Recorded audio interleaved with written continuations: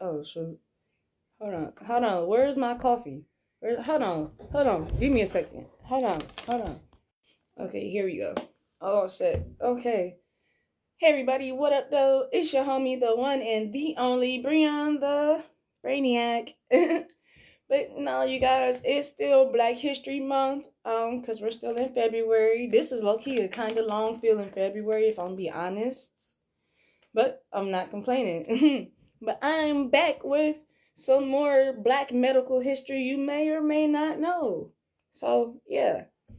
But today's episode, I feel like everybody should know this one though. So you might actually know this, okay? But we're talking about Charles Drew today. You ready?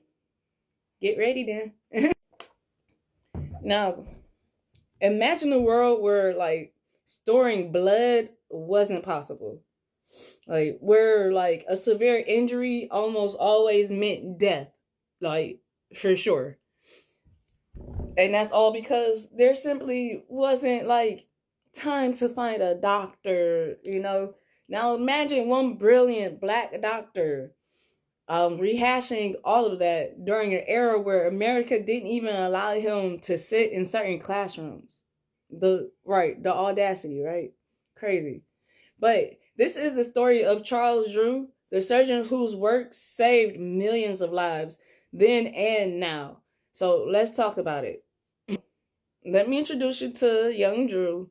In early 1900s, Washington, D.C., Charles Drew grew up in a segregated America where opportunities for Black students were like severely limited, y'all. Like basically non-existent, okay? But even as a kid, like Drew was driven, okay? He had that spunk, you know? He excelled in academics, you feel me, and in athletics.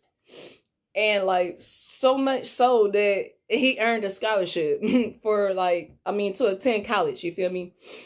But Drew didn't start off dreaming like of becoming a medical pioneer, a medical like important person. I don't know what else to say, y'all. I'm having a little cough. But no, that came later though, honestly. After losing a beloved teacher to complications that could have been prevented with better medical care, that loss is what lit a fire in him. And that's completely understandable. Nobody wants to lose a loved one just knowing that they could have been saved. Now, Drew attended Howard University. Shout out to HU. Whoop, whoop. No, I'm just playing. I don't. We love our HBCUs, okay?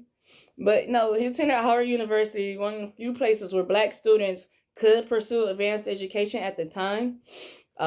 Medical schools elsewhere often rejected Black applicants, like outright, like no matter how qualified they were, just because they had a skin color, they were turned down. It's lame. It's really lame. You feel me?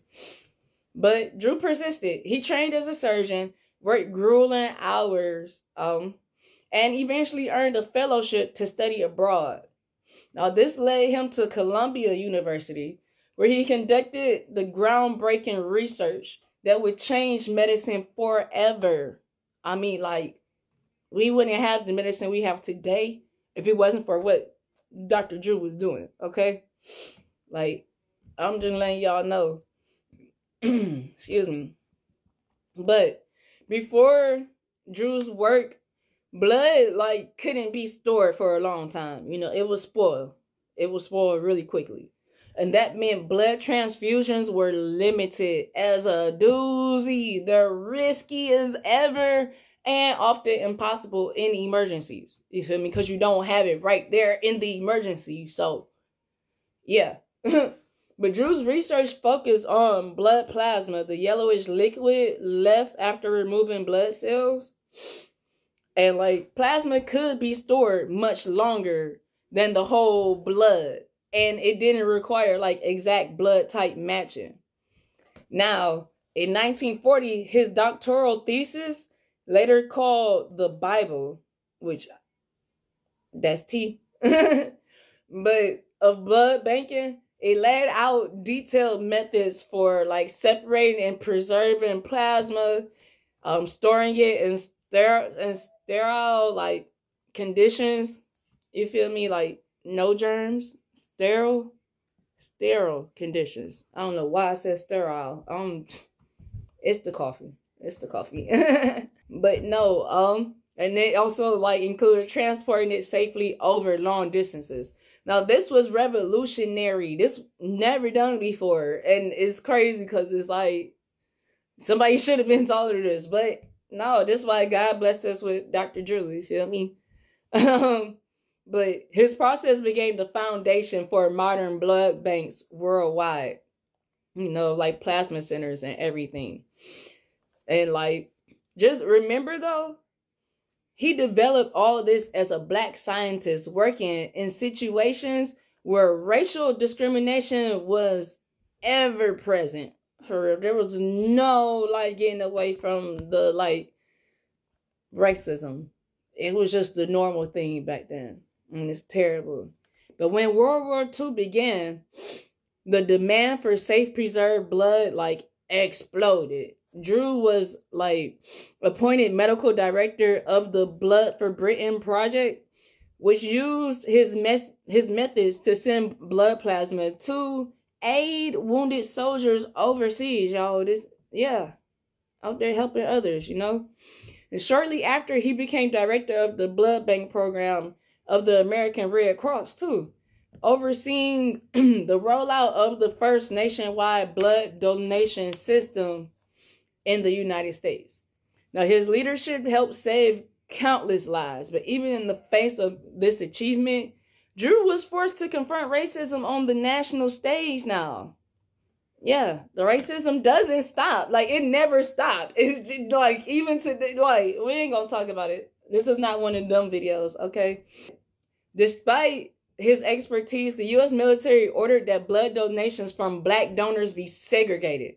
Just like they segregated people, segregate the blood. Don't know why. We all human, but that's fine. Do you, twin?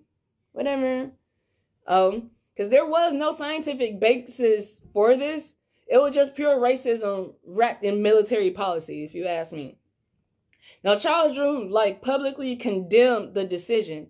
He said plainly that there was no difference between the blood of black and white Americans, okay? This was incredibly bold, speaking out as a black doctor in the 1940s, especially against government policy. But, like, this could cost a career, but Drew refused to stay silent. You feel me? Like, that's like if somebody went and started talking against Trump and was making sense and, like, yeah, but we know how that would end dealing with Trump. I'm just saying. But his integrity sent a message that resonated far beyond the medical field, okay? Science has no race, y'all. Humanity has no race. Now, faced with policies he found unethical, Drew eventually resigned from the program, choosing principles over prestige, okay? And I do not blame him for that. Now, after leaving the Red Cross program, Drew continued his work at Howard University. Back to HU. Whoop, whoop. Mentoring and training the next generation of black physicians. He built strong surgical programs, opened doors for future medical pioneers, and became a symbol of excellence and dignity. Now, tragically though, Charles Drew died in a car accident in 1950 at only 45 years old.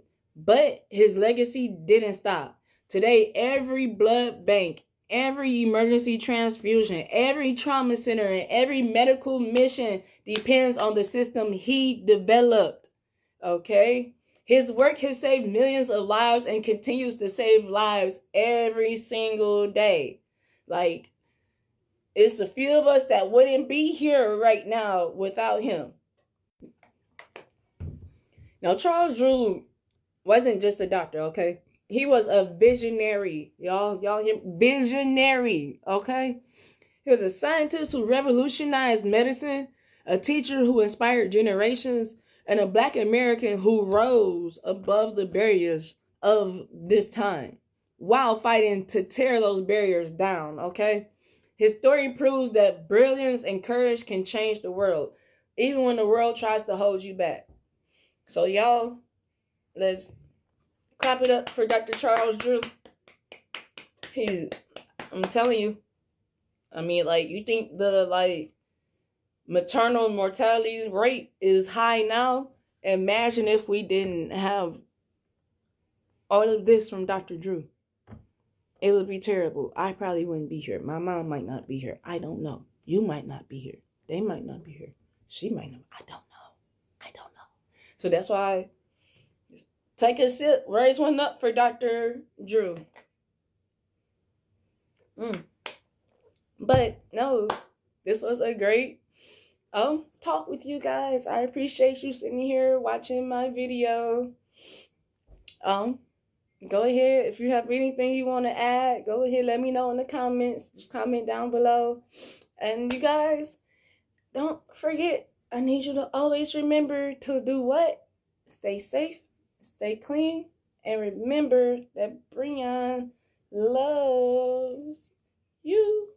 Bye. See you next episode. Oh, y'all, and then we about to get the March next month. Oh, March is MS Awareness Month. Get ready. I'm ready. Oh, yeah. Hey, it's like my 7th year living with MS, so I'm so ready to get to March. But y'all, stay tuned. I love you. Bye. See you next episode.